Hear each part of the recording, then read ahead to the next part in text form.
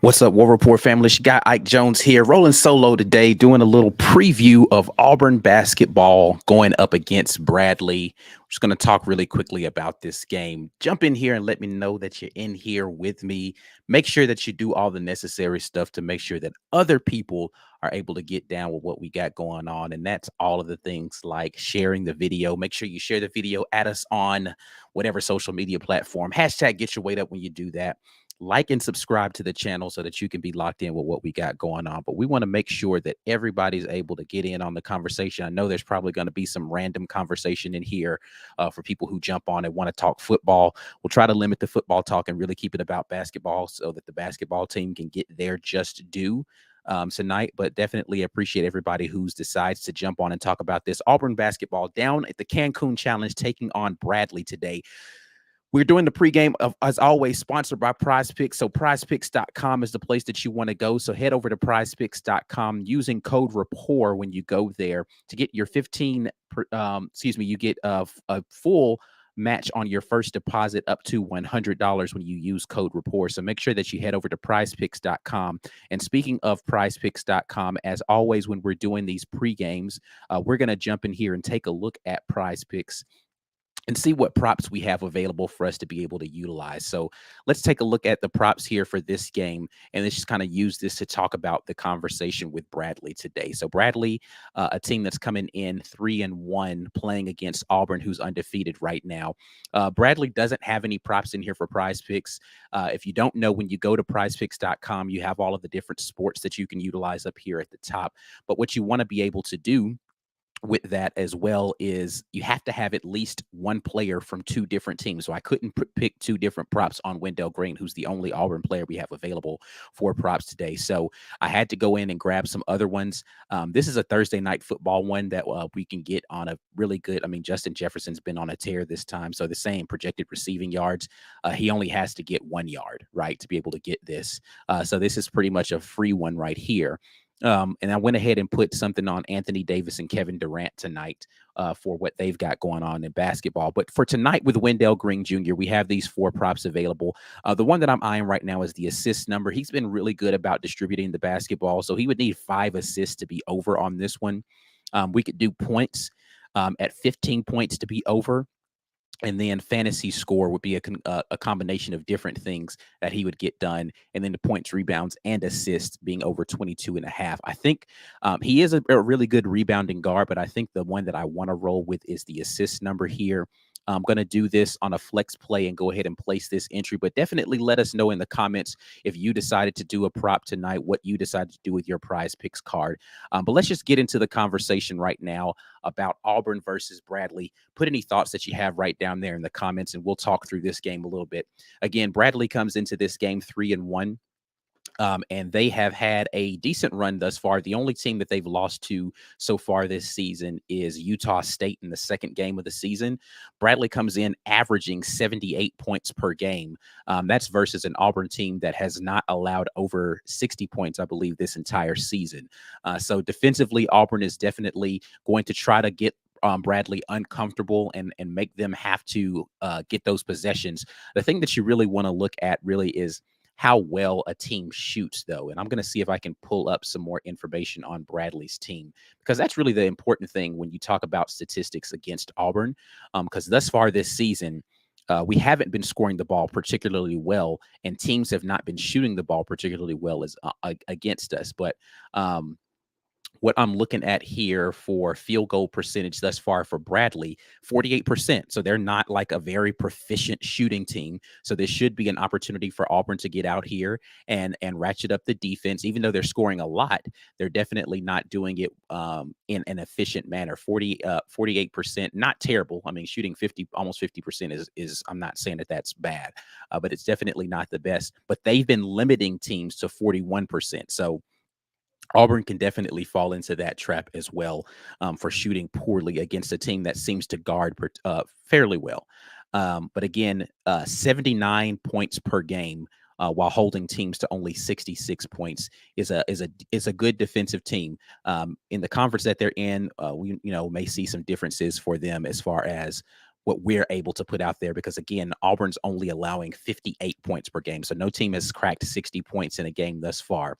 But Auburn's shooting percentage around 41%. So that's what Bradley is giving up. So we're if they hold us to our averages, but we hold them to our to the averages that we have, which is holding teams under 40%. Excuse me, we're shooting 48%. We're holding teams to 41%. So this should be a matchup of two defensive teams tonight. So look forward to seeing a lot of bad shots being taken, a lot of bricks out there. So it's going to come down to, for me, securing the glass. So I see a lot of people jumping in here saying War Eagle. Let me just jump into the comment section. William, I see you here. War Eagle, back to you. Bug Matt, good to see you in the comments, Bug. I don't feel like I see you a lot. Maybe it's just because it's a different night of the week. You're able to jump in here. War Eagle to you. Gabrielle, always good to see you, War Eagle. My guy P Pass in here, War Eagle to you as well. Edward, not a frequent commenter, excuse me, but War Eagle to you. We got somebody jumping in from Facebook saying, let's go, War Eagle. That's Martin O'Neill. War Eagle to you as well. Jaderick, good to see you, War Eagle. Appreciate you jumping in here. As well, Stephen Finch in here with a War Eagle. So thank you all for jumping in here and talking a little basketball tonight. Definitely want to hear what your thoughts are. Pocket Watch, I see you in here. War Eagle to you as well here, jumping in and saying what's up. Life with Maine in here. War Eagle to you. You guys are doing a great job of jumping in here. Make sure you share the video, man. We're going to be on here for maybe about 10 or 15 minutes, just talking a little basketball. But talk to me a little bit about some of the things that you guys want to see. Again, I want to limit the conversation to basketball tonight. We got plenty of time to talk football tomorrow and Saturday, but I want to talk a little bit of basketball. So talk to me about some things that you guys want to see tonight. Any questions or thoughts about the game tonight? Again, Auburn is down in Cancun, Mexico. I was hoping to be able to travel down for that game, or for the tournament, I should say, but we couldn't get that worked out as far as making sure that we can make all the accommodations. I really was hoping to be able to get down there to do that, just because a trip to Mexico and to cover the team would be amazing, but wasn't able to get that done this time. But maybe next time they take a big trip, we'll be able to do that. Jaderick jumps in here and says, I want to see our offense gel more. Absolutely. I think the key to this basketball team is going to be figuring out how to play better together, not necessarily be the most proficient shooting team in the world. I'd like to see them shoot better, but I think that they can get themselves some easier buckets with playing together. The second half of that last game there against Texas Southern, I think, was a good opportunity for them to see themselves moving the basketball really well, moving without the ball really well, ball rotations being good, and getting themselves good open shots in around the basket, as well as three-point shots. SEMO did a good job of hitting open shots for us in that game. So I'd like to see a little bit more of that. So we definitely want to see them be more proficient in the way that they utilize the ball. Not sure how healthy Janai Broom is tonight. He was out in the last game. We asked Coach Pearl about it in the post game, and he did say that he expected him to play, but he had a knee bruise and he was already working through some things with his ankle. So hopefully he's going to be okay. I think he is a good catalyst for us to be able to get buckets when we're not shooting the ball particularly well. So if he's healthy, he's going to be a key. Super chat here. Appreciate it very much from Blake Kraft saying, War Eagle, let's shoot 33% from three and get a dub.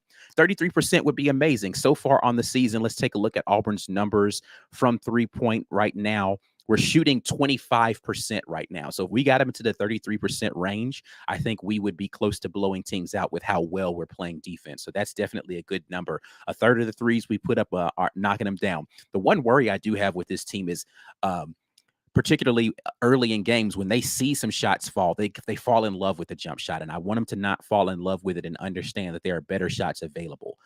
So hopefully they'll be able to do that.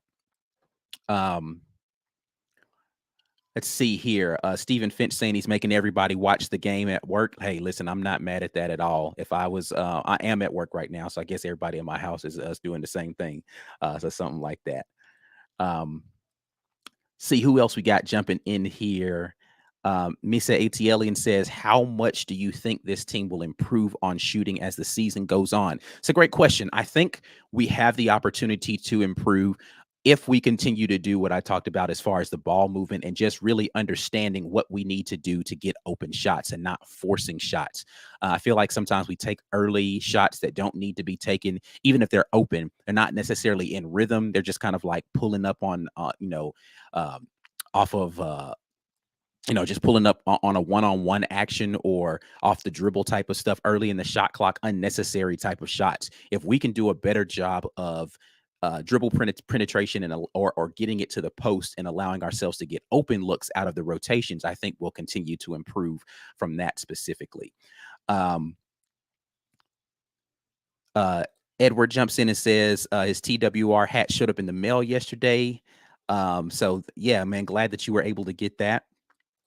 um Grindworks asked what channel is it on. This is supposed to be on CBS tonight, so guys, tune into CBS here. It's supposed to start in about 20 minutes, this game, so make sure that you are tuned in to see what we got. Jadaric jumps back in. I think Bruce should let Chris Moore shoot more threes. He's the only one shooting consistently. Chris Moore looked good in the last game. I mean, Bruce pretty much gives everybody the green light. One of the things Chris Moore said in the post game, after the last game when he had the good game, is he said that Bruce actually encourages him to shoot the ball more. And that's the first time since he's been a player that a coach has said, hey, I want you to shoot the ball more. So I don't think it's about Bruce not wanting him to or not allowing him to. It's Chris Moore's confidence and stepping in there and shooting it when it's available. So if he sees one go down, maybe he'll get the confidence to go back out there and shoot some more. But I think the good thing for Chris Moore is just to continue to have his energy in the right place. When he's playing high energy, he's going to get the loose balls. He's going to do all the dirty work that this team needs, and the ball will find him. That's one of the things I'm confident about with this team thus far, is the ball is going to find people who are going to be there and available to shoot.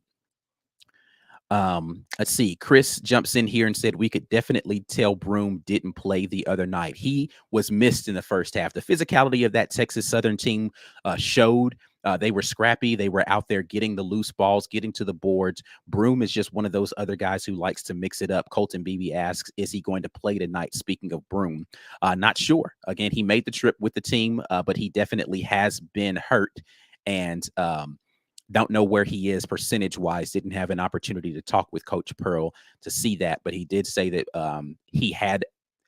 So let's just say this: Broome dressed out in the last game. So I think if they just really needed him and that second half didn't go the way that it did, he could have come in and played. So it's bad, but it's not so bad that he wouldn't be available to play. And from a standpoint of Bradley, like I'm looking at guys on their team. Let me just take a look at their roster really quick. And take a look at what we have here. 6'9", 6'8", 6'7", 5'8", 6'7". There's not a guy above 6'9" on this team, and we have a couple of 7-footers on the team. So we should be able to, from a size standpoint, be okay without Janai Broome, probably a little dominant with him. They don't have a ton of experience on the team. Only 1, 2, 3, 4, 5, 6 upperclassmen in total, and I don't think all 6 of those are in the rotation. The guy for them is Jashawn Henry, who's been the big scorer for them so far this season. He has been their high point man, so he's a guy that you need to be able to look out for. And he comes off of the bench typically for him. So just look out for his name being called a lot tonight. But like I said, from a size standpoint, we should be okay without Janai Broome. But what you're going to need to worry about is them playing pace and tempo, because, again, they are a defensive team. They want to get out in transition. They want to be able to mix it up and make forced turnovers and get into early offense. So we're just going to have to be the normal Auburn team of clogging the paint, blocking shots is going to have to show up tonight, and staying out of foul trouble. I think it's going to be essential, especially for our big men. We're talking about a Dylan Cardwell, or even a Jalen Williams, right? Who is, for their consideration, he's pretty much a center, right? So we could play small with this team with Jalen Williams at the center, and that's a good thing. And then putting Chris Moore at the 4, which he did a little bit against Texas Southern, so he got a little experience with that. We could go into a small lineup with Jalen Williams at the 5, Chris Moore at the 4, and then you could have a Westry or a Flanagan at the 3. Then you could put Westry at the 2. There's a lot of things that you could do with a team that doesn't have a ton of height that would allow us to match up really well with them if we do happen to get into big man foul trouble. So Christian Crawford jumps in here and says, so they are playing multiple games this week, or is it only one game? Not sure how this invitational works. It's 2 games.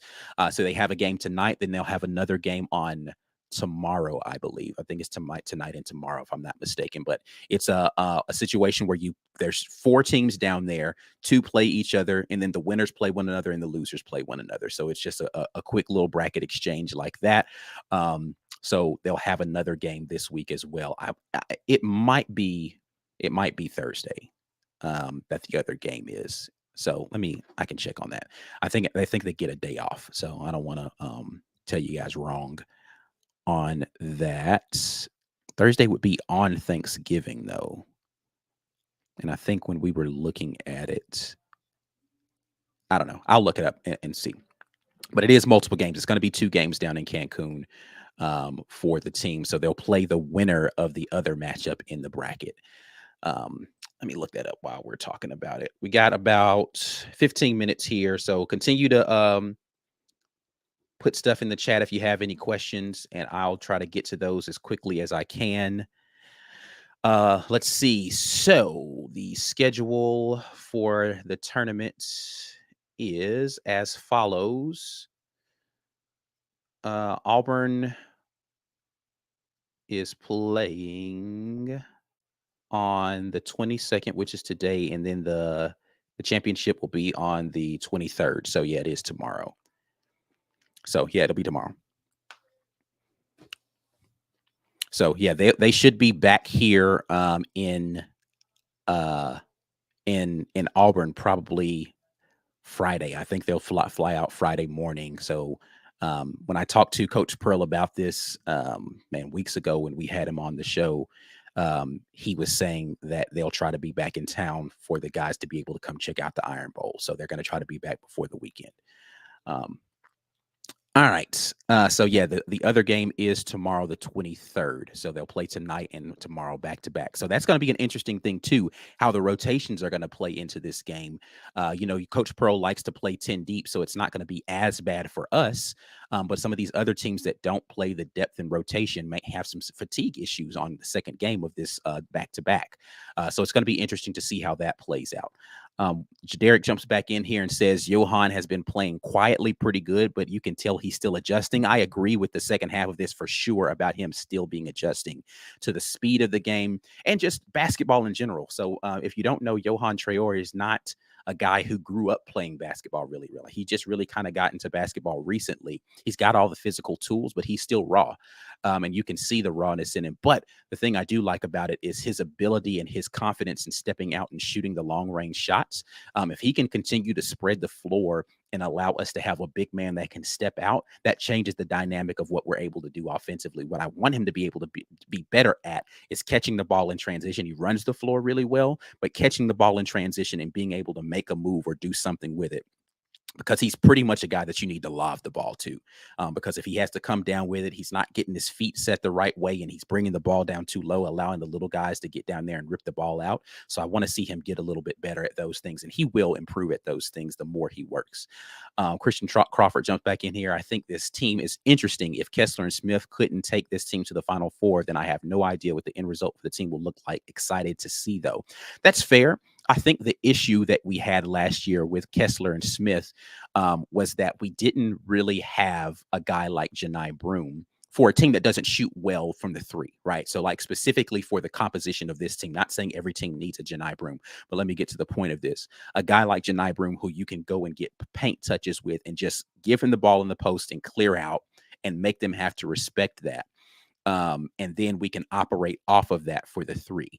Jabari wasn't really a guy who you could give paint touches to like that. He was a high elbow guy, maybe, but he wasn't really passing out of that when they got into wanting to double team him. Broome is different, though. He's a 7-footer, 6'11", 7-foot guy that you can dump it down to in the post. He's got the post moves to be able to get you buckets if you're struggling to get shots. And he can see over the top to be able to pass. He's crafty enough to be able to do that. So I think that presents a unique challenge. You'll probably see a lot of teams playing zone against Auburn this year. If I would wager it, I would say they're going to play a lot of zone or things that are going to look like zone, where they're going to compact in the paint, and they're not going to really want to allow Broome to get those touches. But we need to be crafty in the way in which we're able to get him his paint touches and make them double team him down on there. So I think that's an interesting difference in this team. And we have a big guard out there this time in Chance Westry that knows how to handle the ball. So we're not going to, when they want to trap out high against our smaller guards, you're going to have a more difficult time doing that with Chance Westry when he's at the point. So we can be variable in that way. So I like our chances of doing that. More disciplined guard play, and then the bigger guards plus a better post presence down there should allow us to be more stable offensively if we get into droughts, if we work it in that way. Um, Let's see. P Pass jumps in here, says last team had a game to forget last spring versus Miami, went frigid cold. Yeah, I mean, listen, Texas A&M in the SEC tournament, Miami in the NCAA tournament, awful shooting night. And I think again the difference is if you have a bunch of guards, you either have to figure out how to get to the lane or you have to figure out how to get those outside shots. If you have a post guy who can go down there and quiet as it's kept, Dylan Cardwell's playing much better from the paint. So him being able to get post touches and go down there and get buckets. Jalen Williams is actually really good getting into that medium range area and getting buckets. Those are the things I want to see more of from this team when you're going through the scoring droughts, not just to continue to jack up threes, but figure out ways. Let's get that medium range stuff. Let's get it down to the post, make teams rotate off of that, and figure out how to get good ball movement for open looks that are in rhythm.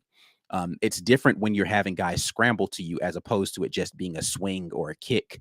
When you're getting some of those cross court type of looks where they're having to scramble and then you get that second pass out of that. So it's a double team and you're going to get the skip pass and the second pass out of that for wide open shots. That's what you really want to be able to do. See, I see P Pass here mentioning the Pistons.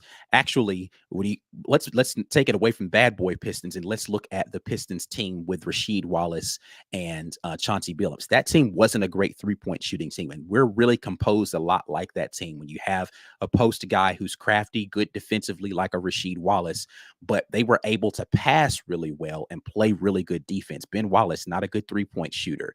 I forgot the kid's name. That wore the Richard Hamilton, not a good 3-point shooter, right? A bit Rasheed Wallace could shoot the three, but Tyshawn Prince, he's an okay 3-point shooter. They didn't really have 3-point shooting on that team, but what they had is really effective defense and then the ability to go to the post and pass well out of that. Guys that were going to be really grimy on the backboard, so get you a lot of second chance opportunities. We're composed a lot like that Pistons championship team. So I think that that's the way that we need to look at them being able to do well is limit the scoring of the other team, and then in the half court be more efficient with the way that we're sharing the basketball. P Pass jumps back in here and said Jalen played great versus Miami. I think this team has 6 guys up front versus 2. Absolutely. Jalen Williams is kind of the stabilizer, I think, for me.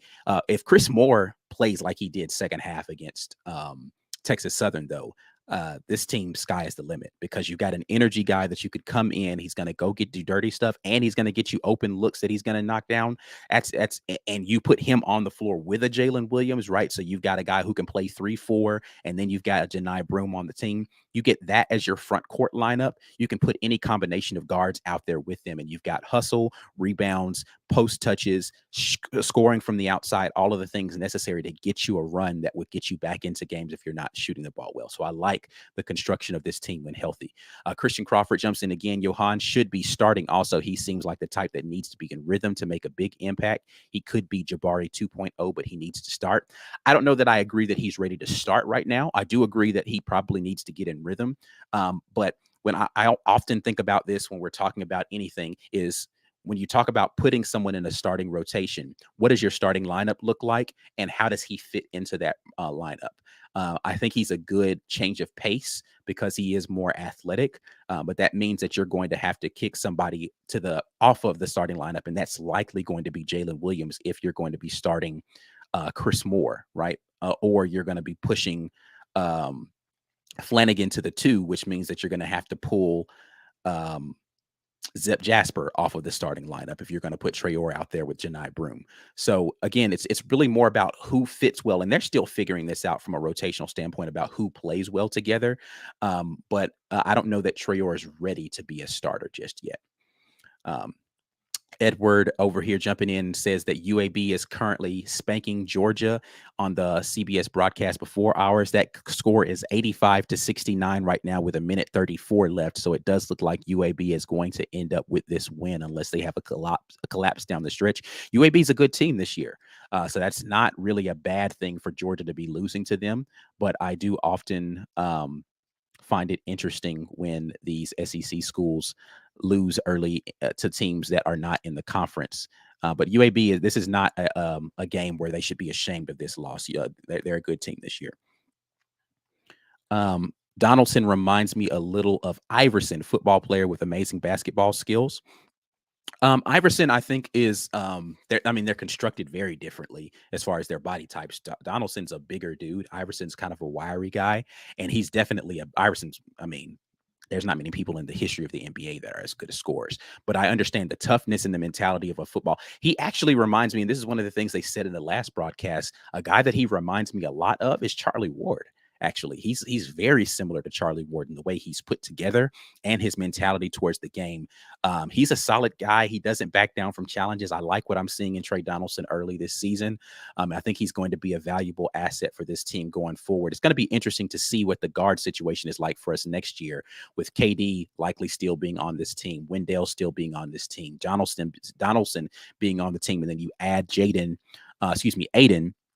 the new signee to that matchup. We're going to have 4 dynamic guards. Then you still have Chance Westry as well. We are going to be losing Alan Flanagan and Zep Jasper, but I think it's going to be interesting to see what the guard play is going to be like. Let's see here. Colton BB jumps in and says, very excited for the future of Chance moving forward. Very quick first step in his shot, and if his shot and defense is as advertised, the sky's the limit. I see a lot of people talking about Chance Wistry and his shooting ability. I don't see him as a really big scorer. He can shoot, but he's not like a dynamic shooter like a Aiden Holloway is going to be for us next year, who is a pure scorer. And so I think it's going to be interesting kind of to see how he develops. But I do like his first step. I love his defense, his on the ball and off the ball defense, his length, being able to play. They have him listed at 6'6" at guard. It's going to be interesting to see how that develops over time. But I am excited about the prospects of a fully healthy Chance Westry. He's coming back from that knee scoping. So I don't know that he is even 100% yet, but he is playing well, and he's really crafty with the basketball. He's able to pick his spots and really get inside and dish the ball effectively because he understands how to play with those angles. So I do like the game Chance Westry has. So about 3 minutes here from the scheduled tip. See the stuff slowing down here. So we're going to get out of here, let you guys go and watch this game. I appreciate very much you guys jumping in with us. Once again, this is the pregame show, Auburn versus Bradley, presented to you by PrizePicks. If you want to go ahead before this game starts and get a card started that will include an Auburn player, you have about 3 minutes before that tip to be able to do that. Make sure you go ahead and do that. PrizePicks.com, using code RAPPORT, 100% price match up to $100 on your first deposit. Make sure you guys go and handle that. Until then and next time, as always, War Eagle and War Rapport out. Holla at y'all.